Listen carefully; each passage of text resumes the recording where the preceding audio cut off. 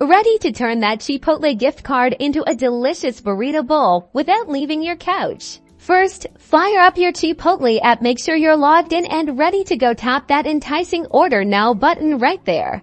Now craft your masterpiece. Load up on all your favorite ingredients, whether it's a burrito, bowl, tacos, or salad. Customize it exactly how you like it. Once you've perfected your order, tap on Review Order. Double check to make sure everything's correct before we move on to paying.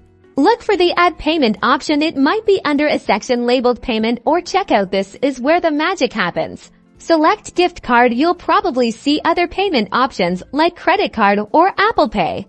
But for this, we're focusing on that Gift Card button.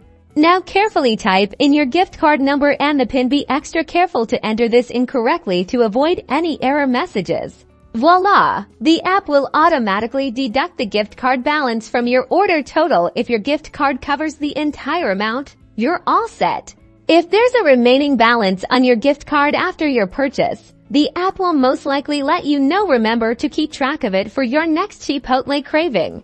If your gift card doesn't cover the full cost, you can add another payment method to cover the rest. Then, just confirm your order and get ready to enjoy your Chipotle feast.